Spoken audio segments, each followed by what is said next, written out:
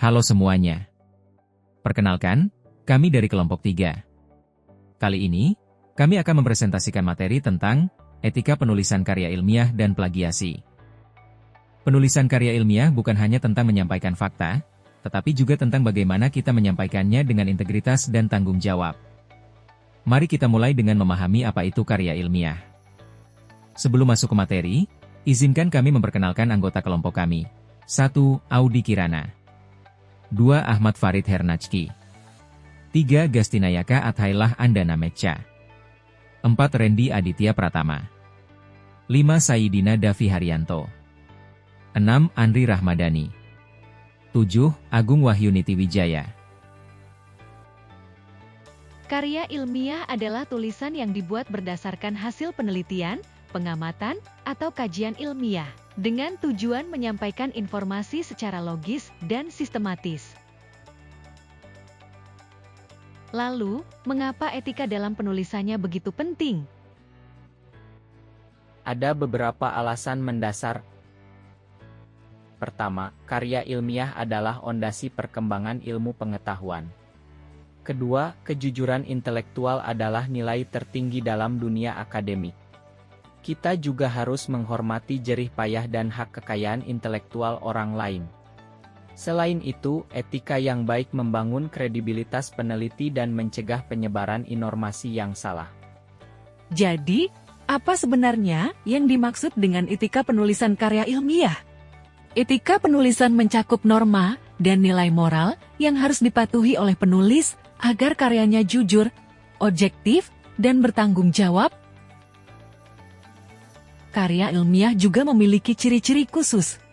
Betul sekali. Ciri-ciri karya ilmiah antara lain, menggunakan bahasa baku dan formal, berdasarkan fakta dan data, menggunakan metode ilmiah, disertai sumber referensi, dan yang terpenting, dapat dipertanggungjawabkan. Mencapai itu semua, ada beberapa prinsip dasar yang harus kita pegang.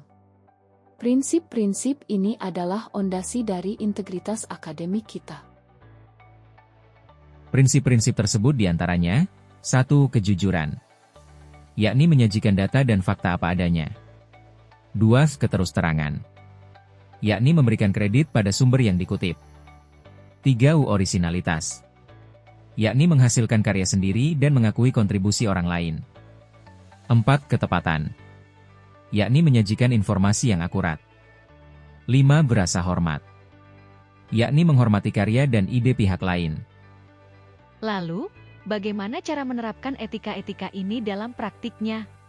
Beberapa contohnya adalah menyebutkan semua sumber kutipan, menulis datar pustaka dengan format yang benar, menggunakan data hasil penelitian sendiri, dan menulis ulang ide orang lain dengan parafrase, bukan copy-paste.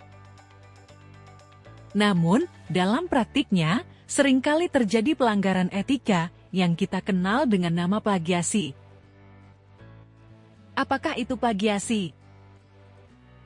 Plagiasi adalah tindakan menjiplak atau menggunakan karya, ide, kata-kata, atau temuan orang lain tanpa memberikan pengakuan yang semestinya, seolah-olah itu adalah karya sendiri.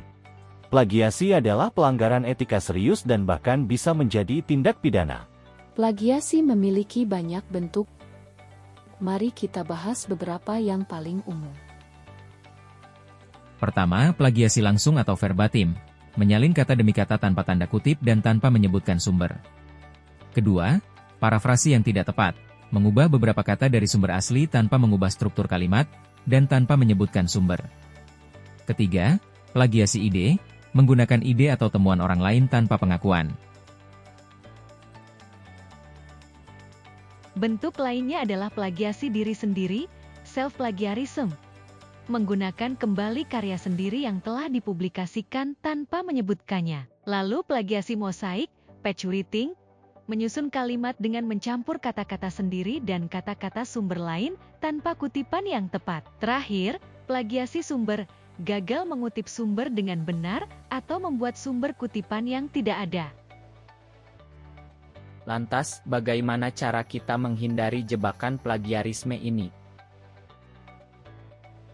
Kita bisa, 1. Gunakan parafras dengan gaya bahasa sendiri. 2. Selalu cantumkan sitasi dan daftar pustaka dengan gaya tertentu seperti AP atau MLA. 3. Manfaatkan alat deteksi plagiarisme sebelum mengumpulkan karya. 4. Hindari menyalin mentah-mentah dari internet tanpa pemahaman isi. Menghindari plagiasi sangat penting karena dampaknya sangat serius. Dampak ini bisa bersifat akademik, seperti nilai E, pembatalan gelar, atau dikeluarkan dari institusi. Dampaknya juga meluas ke ranah profesional hukum, seperti kehilangan kredibilitas, dicabut dari jabatan, bahkan tuntutan hukum. Secara diri sendiri, plagiasi menghambat perkembangan kemampuan menulis dan berpikir kritis, serta menodai integritas pribadi. Sebagai kesimpulan, etika penulisan karya ilmiah menuntut kejujuran, orisinalitas, dan tanggung jawab. Etika penulisan karya ilmiah bukan hanya sekadar aturan formal, tetapi merupakan pondasi integritas akademik yang menuntut komitmen tinggi terhadap nilai-nilai kejujuran, orisinalitas, dan tanggung jawab intelektual.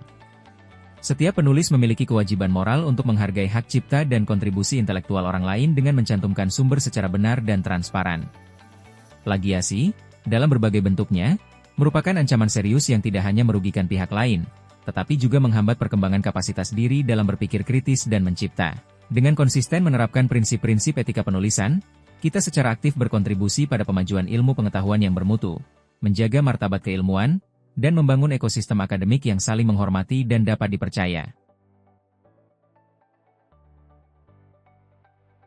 Begitulah akhir dari presentasi kami.